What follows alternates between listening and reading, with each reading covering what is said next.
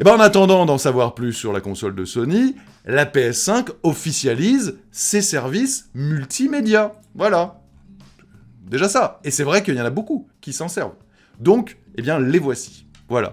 Nouvelle expérience multimédia, principale application de divertissement en streaming, etc. On avait déjà vu que la télécommande allait accueillir 4 boutons avec Disney+, Netflix, Spotify, YouTube. Eh bien, il y aura d'autres services dès le lancement. Alors, quand on dit dès le lancement, c'est qu'il n'y aura même pas besoin de les télécharger. Elles seront directement, ces applications, intégrées, comprises, préinstallées dans la console, dans la zone média. Alors, il y aura Apple TV, qui lui n'a pas eu le droit d'être sur le bouton de la télécommande PS5, Disney+, donc ça on l'avait compris, Netflix, OK, Spotify, il y aura Twitch aussi, et YouTube.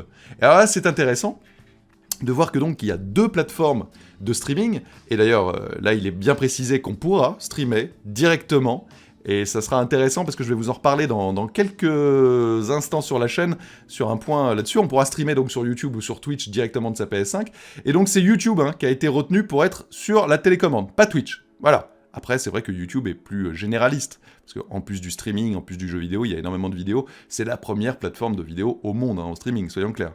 Alors, PlayStation de souligner que d'autres applications, comme Amazon Prime Video, MyCanal, OCS et bien d'autres, arriveront à terme, ultérieurement, sur la console. Et là, j'ai une question pour vous.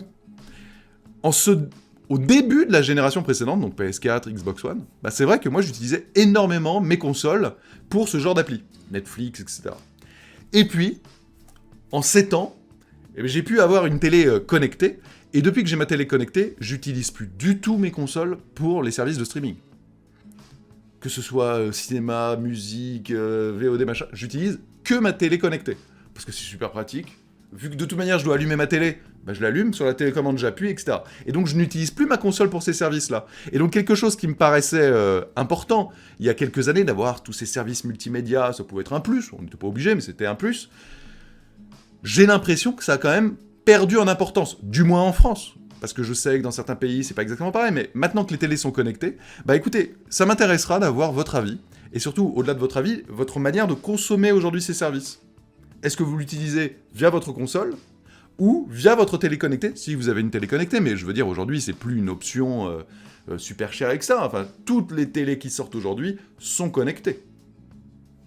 Et quand vous avez Internet, forcément, pour avoir ces services, vous pouvez aussi passer par la télé. Vous me le direz. Vous me direz un petit peu, en termes d'usage, ça m'intéressera de connaître votre manière de consommer tout cela.